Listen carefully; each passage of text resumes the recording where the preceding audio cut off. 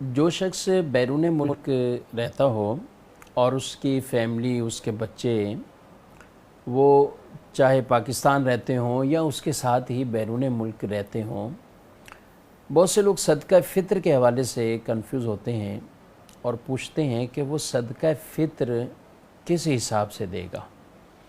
बतौर ख़ास जब फैमिली पाकिस्तान में रह रही हो या कोई भी अपने मुल्क रह रही हो, लेकिन वो जो शख्स जो घर का सरबराह है, वालिद है, वो यूके में रहता है, वो कहीं और किसी मुल्क में है, तो अब उसे सदका फ़ित्र किस अंदाज से अदा करना है। याद रखें, गनी शख्स पर अपना सदका फ़ित्र और अपने नाबालिग बच्चों का सदका फ़ित्र उस पर लाजिम होता है। अब ये जिस पर लाजिम हो रहा है उसकी जगह का एतबार है, वो कहाँ रह रहा है। वो अगर पाकिस्तान में है तो पाकिस्तान के हिसाब से देगा, वो अगर यूके में रह रहा है, अगरचे आर्जी तौर पर इस वक्त यूके में है, तो अब जिस पर वाजिब है उसको अपने उस इलाके और अपनी उस जगह मकान के एतबार से सदका फ़ित्र वो अदा करना है। लिहाजा वो शख्स जो यूके में है और उसके बच्चे पाकिस्तान में हैं, तो अब वो इन नाबालिग बच्चों का भी वो फ़ितरा अपने यूके के एतबार से अदा करेगा। बीवी का फ़ितरा शोहर पर वाजिब नहीं है।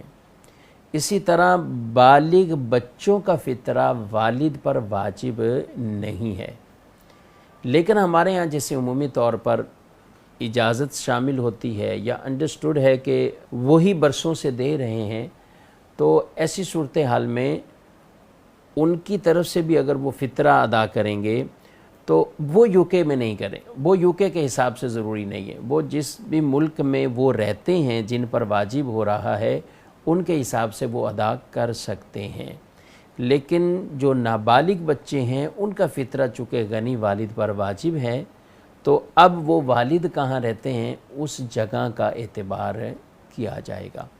फ़ितरे के हवाले से अदा करने वाले या जिस पर वाजिब है उसकी जगह का एतबार किया जाएगा।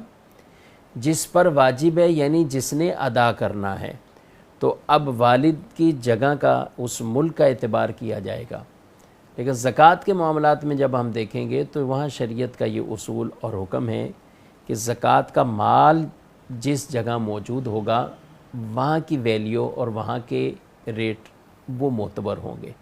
तो लिहाजा फ़ितरा अदा करने के अंदर वो अफराद जो बैरून मुल्क रहते हैं, वो जब फ़ितरा अदा करें तो अपने नाबालिग बच्चों का फ़ितरा वो उस मुल्क के एतबार से अदा करेंगे। यही मसला है।